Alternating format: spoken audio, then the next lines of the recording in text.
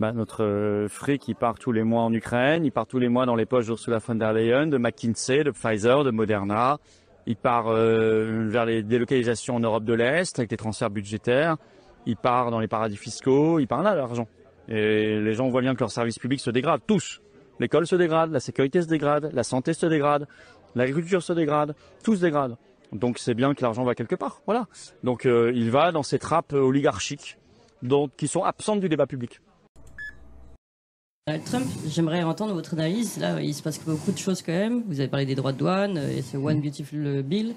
Est-ce que vous comprenez encore, et là on voit qu'il y a beaucoup de dissensions justement dans le mouvement trumpiste de départ. Alors moi j'avais beaucoup aimé le discours de notre ami Vance à Munich, où il avait dit tranquillement, bon ben les gars, on peut plus vous protéger, on n'a plus un rond, on est ruiné, donc on va faire la forteresse américaine. Donc je m'étais dit ça c'est jouable. Oui. Et donc ça a supposé que Musk continue à nettoyer les écuries d'OGA. Et puis, je ne sais pas ce qui s'est passé à l'intérieur de ce gouvernement, mais quelque part vers avril, j'ai l'impression que les tenants de l'Empire américain l'ont emporté sur les tenants de la forteresse américaine. Et qu'il y a eu un basculement là de Trump qui est passé, on laisse pas tomber l'Empire américain, on le refait, on le fait plus fort. Pour le dire un peu vulgairement, pardon, mais en gros c'est l'État profond qui a repris le pouvoir. Voilà. C'est l'État confond, et à mon grand désespoir. Et pour l'instant, si vous voulez, j'attendais beaucoup qu'il y ait toute une série de salopards qui soient jugés. Pour l'instant, je vois arriver rien, ni de nulle part, ni Epstein, ni personne, on sait rien, quoi. Pour l'instant, il n'y a rien qui sort, quoi. Donc, j'ai un petit moment de déception, là, je dois dire. Je me disais, enfin, on va... D'accord. Et d'ailleurs, vous n'êtes pas le seul, parce que aux États-Unis, les déceptions, les séparations, entre guillemets, sont très importantes. On a vu Tucker Carlson qui avait désapprouvé en direct Donald Trump. À un moment donné, il est très allié. Elon Musk, évidemment, on a tous suivi le divorce en direct. Et les accusations paraissent... On n'entend plus Vance. C'est exactement ce que je disais, on l'entend plus. On l'entend plus, pour l'instant, il est on l'a mis dans un coin, il lui a dit maintenant tu dis plus rien. Donc il semble bien. Tulsi Gabbard, qui est en train d'être excommunié, enfin on lui dit. Donc il y avait beaucoup de gens, et c'est beaucoup. Le seul qui continue à faire son boulot sans rien dire, c'est Kennedy, mais sinon toute la partie démocrate qui venait du Parti démocrate a été mise sur les libertariens, en fait. C'est pas les libertariens, c'était les gars qui pensent que le rôle du gouvernement, c'est pas de piller, pas de piller la population. C'était des démocrates de cœur, si vous voulez. C'était Kennedy, c'était Tulsi Gabbard, c'était des gens qui correspondaient à une gauche. Comment vous expliquez ce revirement de Donald Trump? Est-ce que vous avez compris ce qui s'est passé? Rien du tout. D'abord, je comprends pas. Mais la seule explication, c'est qu'il s'est trouvé quelque chose sur lui qui le force à changer, quoi. Je viens de faire une vidéo TikTok qui s'appelle « Trump est tenu par Israël ». Bon, on est tous extrêmement déçus de Trump, il faut le savoir. Et il s'est passé quelque chose. Il s'est passé quelque chose il n'y a pas longtemps, il y a peut-être, je sais pas, 1 mois et demi, 1 mois, 2 mois, mais il n'y a pas longtemps, il s'est passé quelque chose aux États-Unis. Il s'est passé quelque chose. Trump s'est fait rattraper, peut-être par le dossier Epstein, peut-être il est dans les petits papiers, les sextapes d'Epstein, c'est possible. C'est pour ça que les affaires ne sortent pas. C'est peut-être pour ça que Elon Musk l'a plaqué et a dit qu'il était dans les affaires Epstein.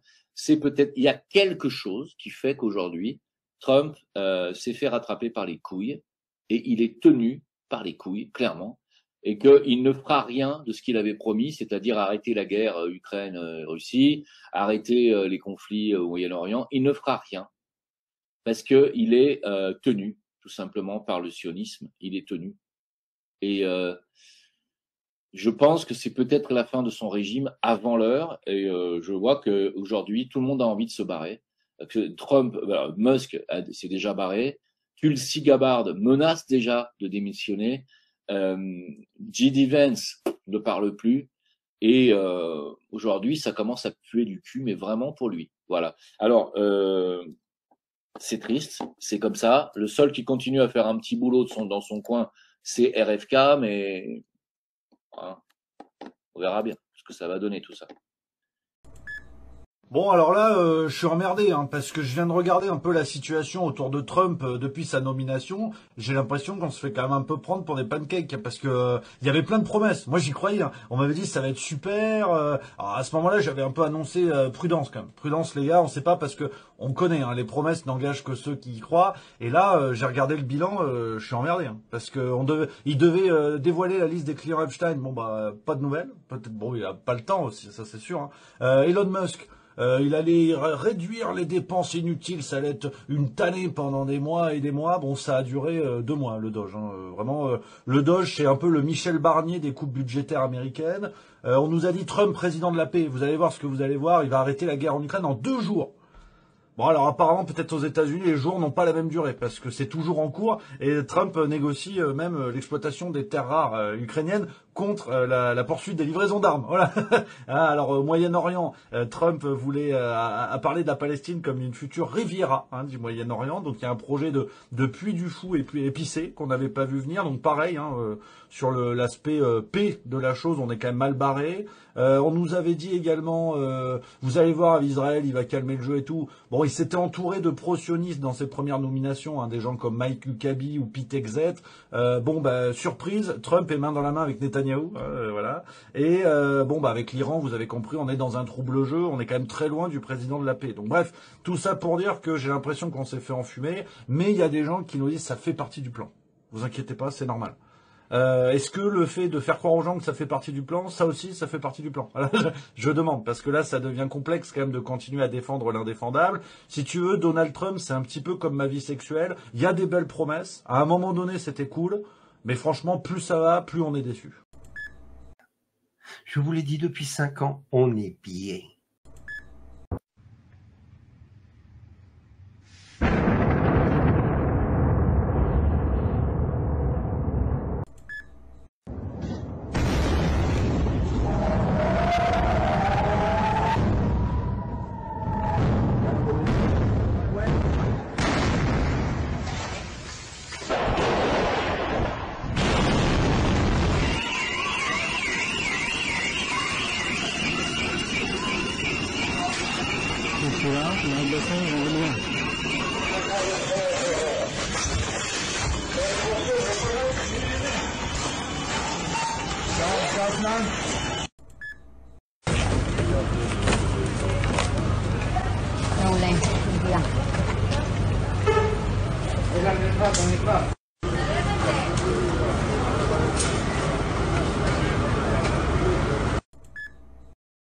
Pourquoi Israël attaque vraiment l'Iran?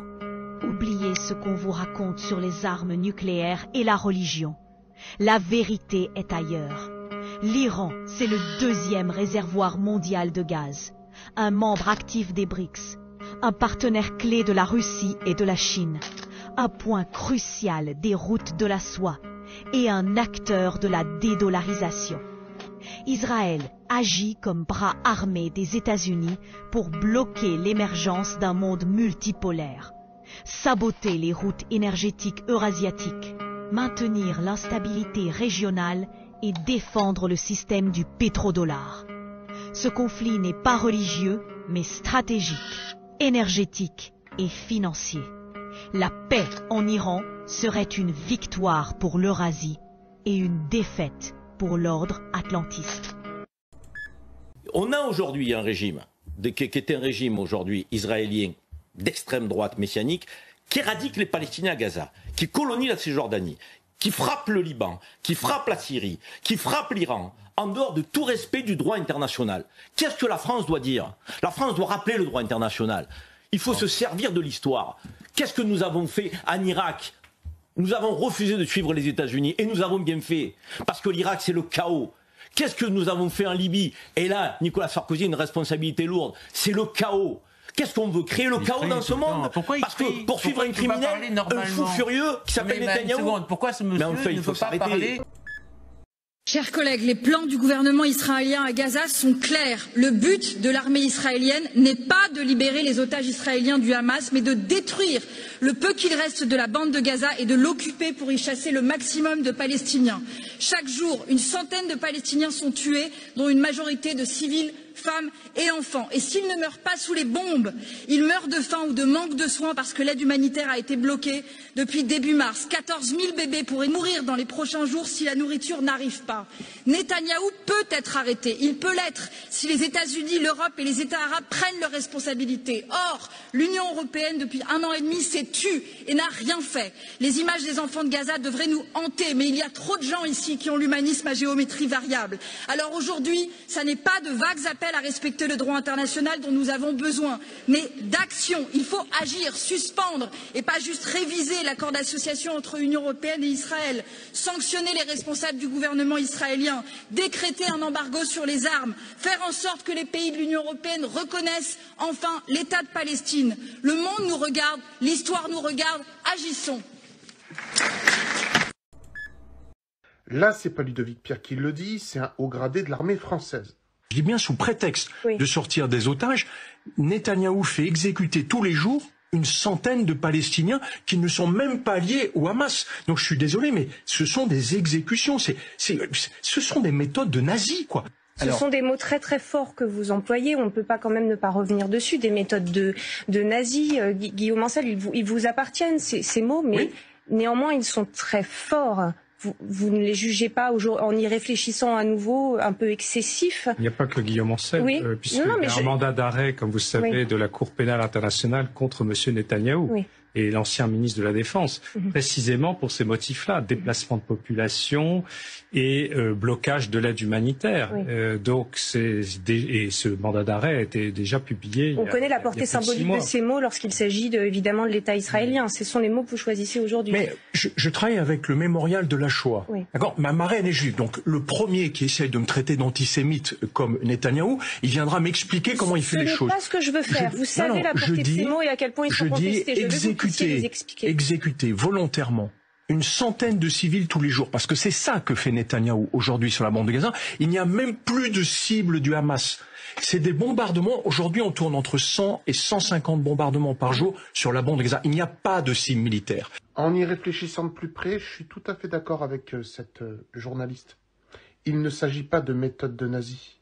C'est bien pire, bien plus vicieux, bien plus insidieux, bien plus pervers et cruel que ce que les nazis faisaient en 39-45. Complètement. Alors écoutez bien, c'est un monstre à l'apparence féminine. Ces paroles, vos paroles, partagez-moi cette vidéo. La bande de Gaza doit être israélienne. Il y aura une large majorité pour une réimplantation à Gaza. Ce territoire nous appartient de droit. L'émigration en masse des Arabes de Gaza et une installation juive. De toute façon, ce territoire nous revient de droit. Il y a une solution pour tous ceux qui sont un peu dérangés par cette guerre, c'est de partir. Gaza est une terre juive, il y a une population arabe qui habite dans la terre d'Israël, qui est venue attirée par le développement de cette terre. Il faut que les Gazaouis partent de Gaza, c'est une terre qui est juive. S'ils ont des velléités nationales, eh bien, ils doivent aller les exercer ailleurs. Ce qu'il fallait, c'était raser Gaza, qu'il ne reste plus rien de Gaza. Aujourd'hui, ce que l'on veut, c'est que Gaza soit rasé complètement, que notre aviation pilonne. Wow. La pénalité que nous devons réclamer, c'est l'enfer à Gaza. Je constate qu'il y a encore des imprimeries qui tiennent debout à Gaza, et donc cela veut dire que nous n'avons pas encore terminé le travail. Une conquête de notre terre, et ceux qui ont encore des velléités nationales, nous devons soit les faire partir, et s'ils ne le veulent pas, eh bien ils rencontreront le feu de Tsahal. Il n'y a pas de population civile innocente à Gaza. Nous ne voulons plus de voisins barbares. L'éducation à partir de la naissance est anti-juive. Aujourd'hui, il est temps de devenir cruel. Il est totalement immoral de penser une seule seconde à ravitailler la population civile qui est tout sauf une population civile innocente. Arrêter les camions inhumanitaires, nous devons arrêter l'alimentation en eau, en électricité, ce qui concerne les Arabes dits palestiniens, ça a commencé justement par le grand bluff du peuple palestinien, qui est une invention de toutes pièces. Il n'y a pas de peuple palestinien, c'est le plus grand coup de bluff du XXe siècle. La victimisation de ces Arabes qui, après avoir agressé Israël, eh bien, après la riposte de l'État juif, eh bien, effectivement, il y a des morts.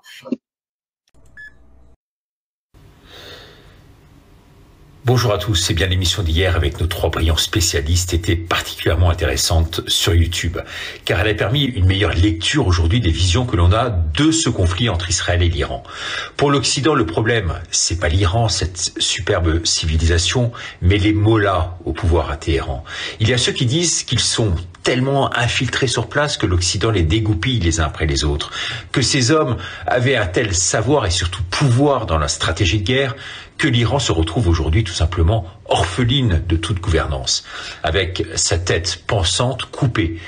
Ce n'est pas l'ayatollah Khomeini qui va pouvoir contribuer à quoi que ce soit à 86 ans dans son bunker.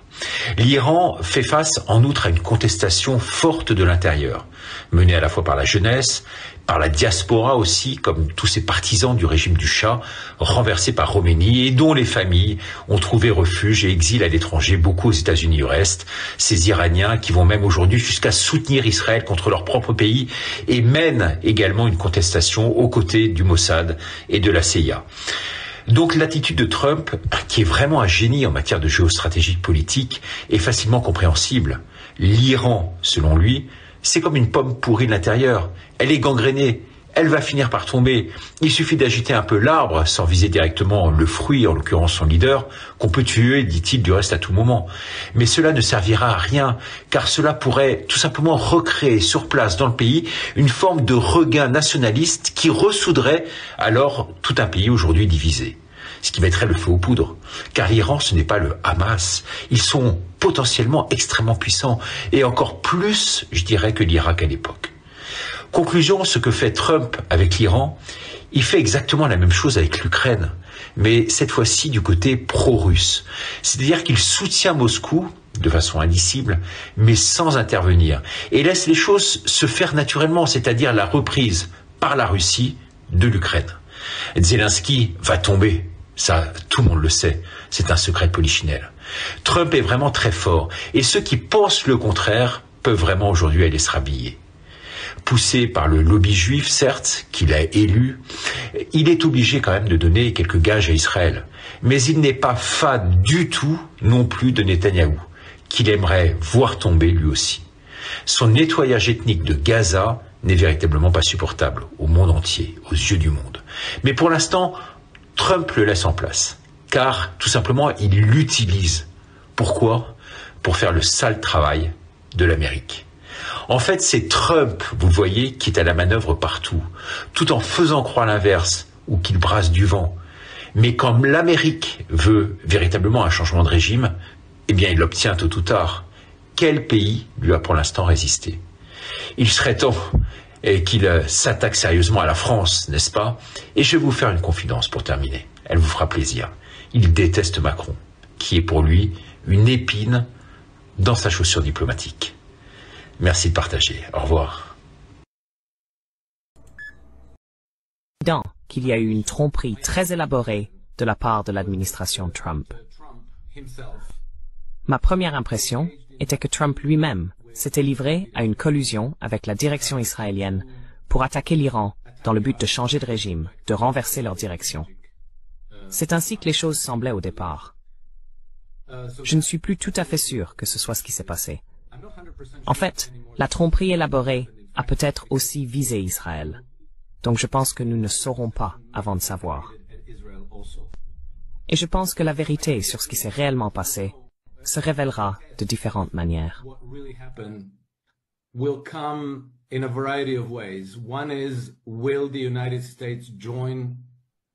La première question est de savoir si les États-Unis vont rejoindre la guerre d'Israël contre l'Iran maintenant. Si ce n'est pas le cas, alors peut-être que le piège était en réalité tendu à Israël. Un autre test sera de voir comment les Russes et les Chinois vont réagir à cela. Vont-ils continuer à considérer Trump comme un partenaire stratégique ou vont-ils l'écarter? Les Russes, à coup sûr, vont rester polis et le ménager. Mais si Trump s'est effectivement allié à Israël pour attaquer l'Iran, alors il se trouve du mauvais côté de l'histoire, à 100%. Dans ce cas, je pense que les Russes et les Chinois vont probablement l'exclure de leurs projets et initiatives de développement stratégique et pourraient simplement le ménager, lui et son administration, pour maintenir la relation à un niveau de politesse, comme des parents divorcés. Ils doivent encore se parler, mais ils ne sont pas nécessairement alliés.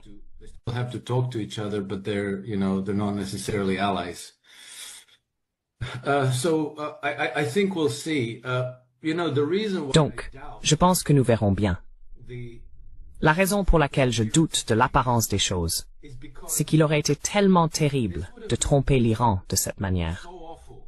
Ce n'est pas seulement mauvais pour les relations entre les États-Unis et l'Iran, c'est très mauvais pour les relations des États-Unis avec tous les autres. Et quand je dis tous les autres, on parle principalement de la Russie et de la Chine. Mais ensuite, vous savez, tout le monde observe cela. Les Indiens, les Iraniens, les Saoudiens, tout le monde le voit. Et vous savez, leur conclusion serait forcément « Mon Dieu, nous ne pouvons absolument pas traiter avec cette administration. Il n'y a rien à négocier. Si nous négocions avec eux, si nous faisons la moindre ouverture constructive, elle sera exploitée et retournée contre nous. »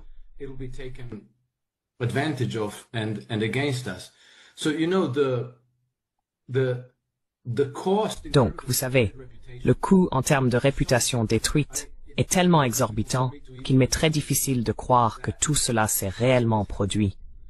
Ce qui me pousse à douter, peut-être qu'il s'agit d'un double jeu, d'une tromperie, vous voyez, et peut-être que le piège a été tendu contre Israël et ses principaux soutiens, c'est-à-dire l'Empire occidental, principalement le système de gouvernance de la City de Londres et ses satellites, principalement Paris, Wall Street, puis d'autres, des partenaires secondaires. Donc je pense que nous ne le saurons qu'avec le temps, mais la réponse qu'Israël a reçue de l'Iran a été si efficace, si écrasante et si dévastatrice que la seule façon pour Israël d'espérer inverser la situation serait de recourir au nucléaire. Mais s'ils utilisent le nucléaire, ce sera la fin d'Israël. Il n'y aura pas de retour en arrière possible.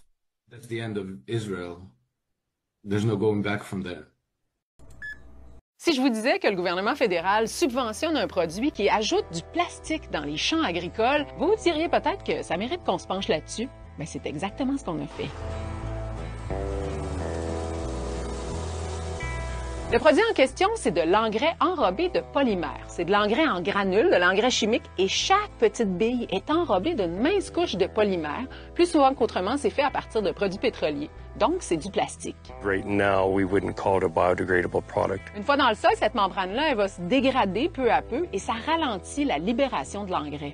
Il y a un avantage énorme pour le producteur. Il met son azote au semis. Il évite un passage. Donc, en termes de ressources, de main-d'œuvre, il est avantagé. Mais l'enrobage, ça laisse des microplastiques dans le sol, des petits fragments de plastique que les plantes sont capables d'absorber par leurs racines. Puis au final, ça peut se retrouver dans notre nourriture. Au Canada, l'industrie subventionne de la recherche et nous dit même que les engrais enrobés diminuent les gaz à effet de serre. Et c'est grâce à cet argument-là que le lobby des fertilisants a réussi un tour de force, faire inclure les engrais enrobés de polymère dans un programme fédéral de lutte contre les changements climatiques. Donc, des subventions fédérales pour aider les agriculteurs à les acheter. Quand on est tombé sur cette information-là pendant nos recherches, on était quand même étonnés.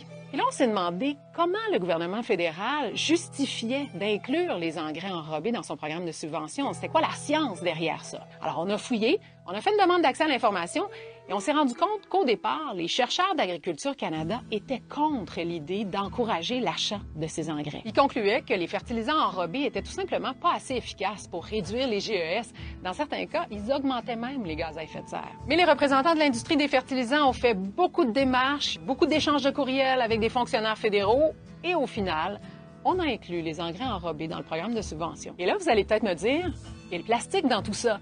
Bien justement, dans les 900 pages de documents d'accès à l'information qu'on a reçus, il n'y en est pas question une seule fois. Pas une seule mention du plastique. Pourtant, le gouvernement fédéral interdit les microbilles de plastique dans les cosmétiques depuis plusieurs années, veut réduire le plastique à usage unique, comme les pailles, les ustensiles. Alors, on a posé des questions à différents ministères, santé, environnement, agriculture, tout le monde se relance la balle et au final, de l'argent public continue d'être dépensé pour polluer nos sols aux microplastiques. Juste au Québec, au cours des 2 dernières années, c'est plus de 6 millions de dollars qu'on a versés aux agriculteurs pour qu'ils achètent des engrais enrobés de plastique. Oh, les Israéliens sont mauvais, putain. Moi j'ai joué en 2006 à Beyrouth, après les bombardements, attention. La guerre préventive, ils ont appelé ça. Ils sont faux culs les mecs, ils font la guerre mais elle est préventive. Mais ils sont morts les gens de quoi tu parles. Oui, mais de manière préventive. C'est une guerre propre en plus. Alors c'est pas propre au sens où il y a moins de sang sur le champ de bataille. Faut des bottes, sinon t'en as plein les chaussettes. Mais c'est une guerre propre, bien sûr, au niveau moral. C'est-à-dire l'Israélien va faire la guerre, ça va. Alors c'est encore plus propre quand tu es dans l'aviation israélienne. Ah ben, c'est-à-dire que maintenant ils ont des drones. Comme aux États-Unis. C'est-à-dire qu'il n'y a même plus de pilote embarqué. Alors c'est propre, t'es chez toi, t'as un joystick, une coupe de champagne. Une seconde, Rachel, je suis au-dessus de Gaza, chérie. Tiens, ramène-moi des pistaches. Pendant que je balance du phosphore blanc. Tout ça, bien sûr, est dans le cadre des conventions de Genève. Convention de Genève qui ne concerne bien sûr que le canton de Genève.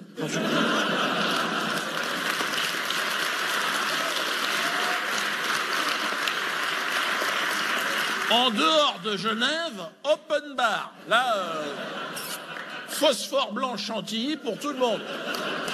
Sous l'œil attentif, tout ça, de l'ONU. L'ONU.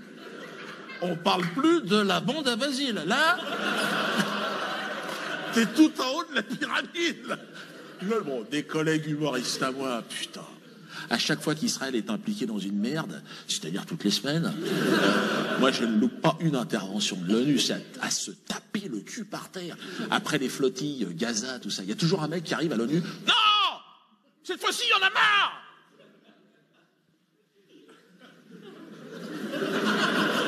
Ça va, j'ai pas été trop dur quand même quand j'ai dit marre. Ouais, on se retrouve à la cantine. Et alors, évidemment, là c'est...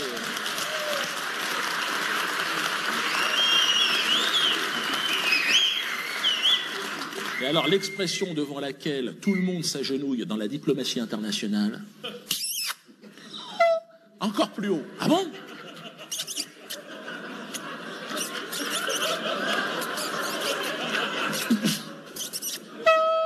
Ah, t'es arrivé.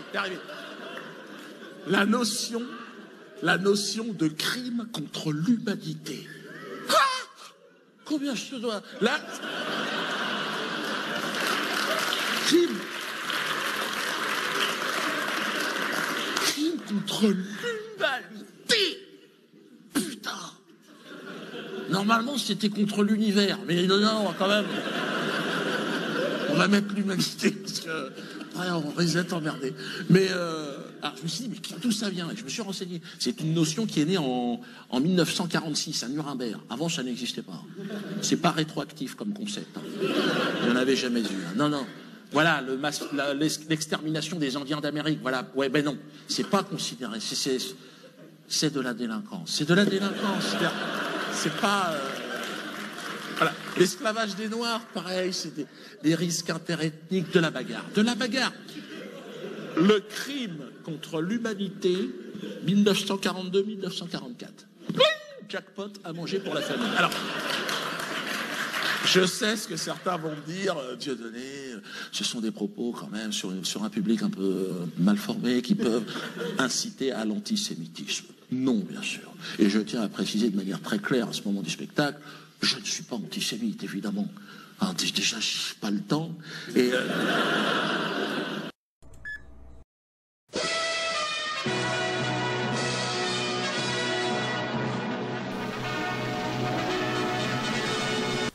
Salut tout le monde, Ben Garneau à l'appareil, j'espère que vous vous portez bien.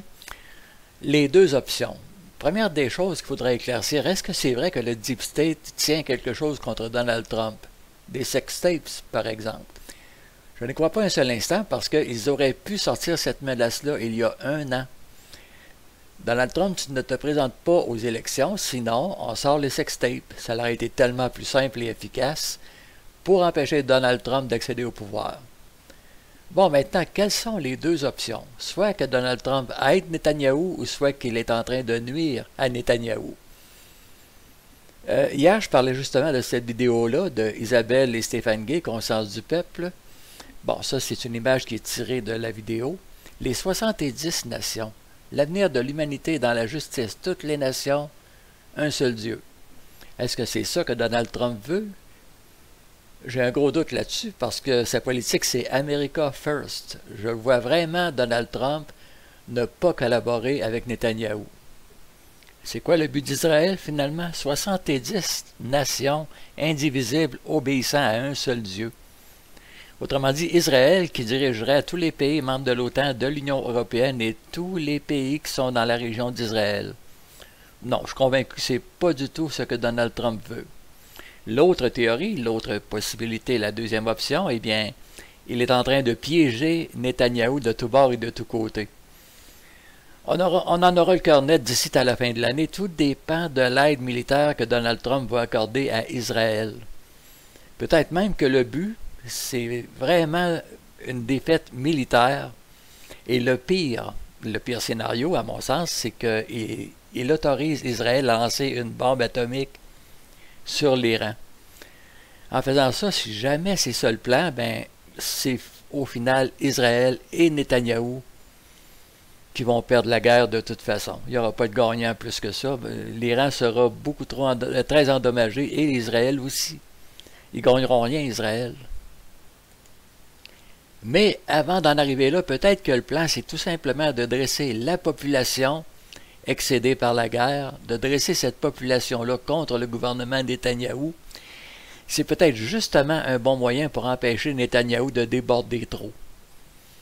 Bon, qu'est-ce qui va se passer dans les 6 prochains mois? Je ne le sais pas, mais on a juste à observer les prochains jours et les prochaines semaines. Ça va nous donner une bonne indication de quel côté Donald Trump travaille actuellement.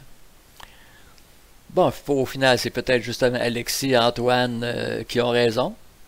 L'avenir le dira, un avenir proche, d'ici les 6 prochains mois, comme je le disais. Ça, c'est un article que je mentionne, très intéressant comme lecture. Vous trouverez ça sur le blog Conscience du peuple d'Isabelle.